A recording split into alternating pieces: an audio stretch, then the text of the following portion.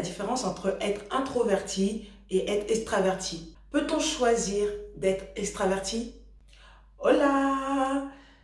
Aujourd'hui, on se retrouve pour une vidéo complètement développement personnel parce qu'on va parler des deux types de personnalités les plus répandues dans le monde. On va essayer de voir la différence entre l'introversion et l'extraversion.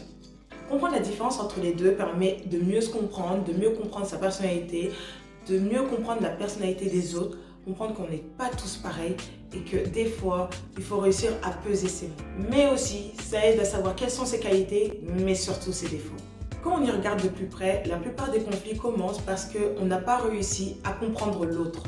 Dans une situation donnée, la personne va réagir d'une certaine manière et vous allez vous dire mais pourquoi tu réagis de cette manière-là alors que moi, j'aurais pas réagi comme ça?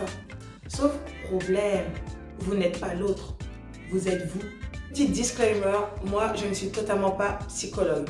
Oui, c'est vrai, j'ai fait 2 ans de psychologie, mais la licence c'est en 3 ans et moi je suis restée 2 ans. Donc très concrètement, je connais les bases, mais je ne connais pas assez de choses pour être diplômée de ça et du coup, je ne suis pas psychologue. Bref, alors concrètement, dans le monde, il y a 2 types de personnalités. En ce qui concerne les extravertis, ils réagissent énormément et voire même spontanément au monde extérieur. Ils aiment sortir, voir leur famille, voir leurs amis. Généralement, ils aiment énormément voyager et quand ils voyagent, ils aiment faire pas mal d'activités. Ils aiment découvrir de nouvelles personnes, découvrir de nouveaux lieux. Ils aiment vraiment toutes les interactions extérieures. Ils ne vont pas forcément se focaliser sur eux. Et du coup, par leur besoin d'avoir énormément d'interactions extérieures, ils ont du mal à rester chez eux, à ne rien faire.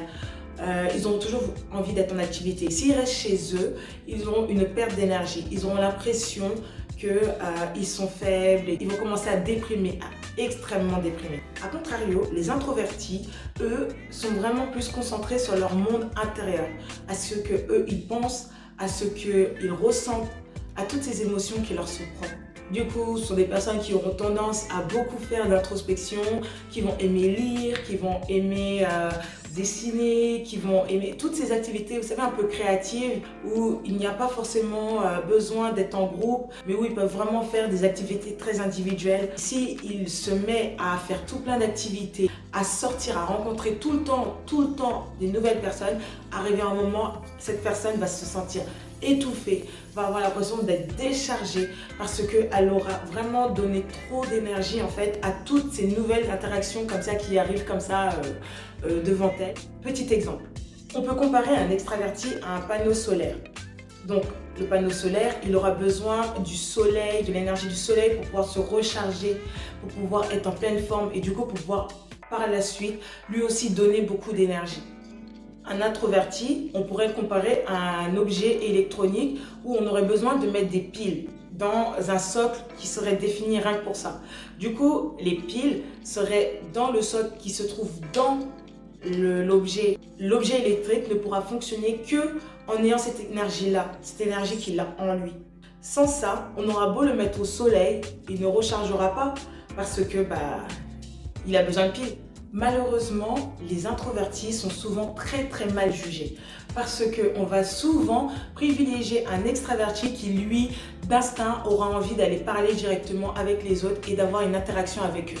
Alors que l'extraverti, lui, va plutôt rester dans son côté, dans son coin et il sera mal vu parce qu'il va être considéré comme quelqu'un de bizarre, comme quelqu'un de timide, comme quelqu'un de réservé, alors que ce n'est pas forcément ça. Je trouve ça dommage, mais dans le fond, je comprends.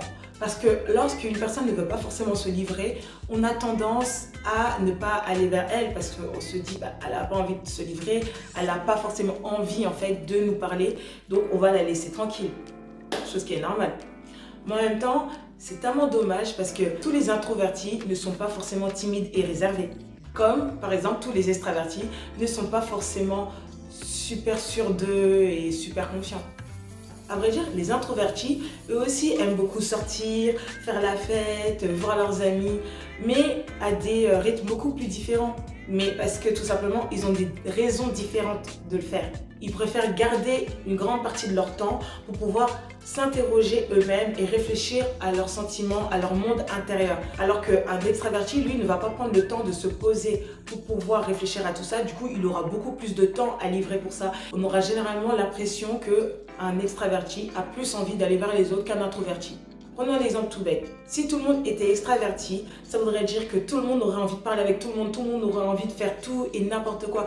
Tout le monde, tout le temps, aurait envie de tout le temps être en super interaction. À un moment, il y a un burn-out.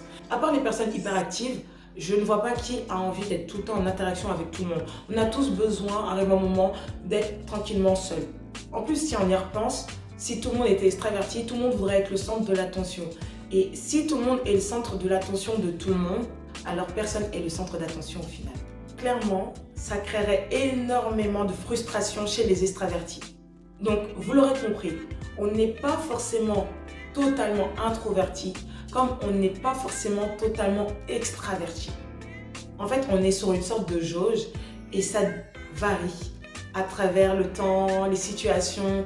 Plus vous grandissez et plus vous pouvez devenir introverti, comme plus vous grandissez et plus vous pouvez devenir extraverti. Ça dépend vraiment des événements qui vont apparaître dans votre vie. En plus, le fait que les introvertis et les extravertis soient si différents les uns des autres permet de créer une certaine harmonie. Par exemple, les introvertis pourront mieux tempérer les extravertis, comme les extravertis pourront ajouter un petit peu plus de magie dans la vie d'un introverti. Dites-moi en commentaire, vous pensez être quel type de personnalité? Vous pensez être plus introverti ou plus extraverti? À vrai dire, moi, ça me ferait super plaisir de le savoir parce que moi, en fait, je suis... Et du coup, on se retrouve pour une prochaine vidéo. Salut!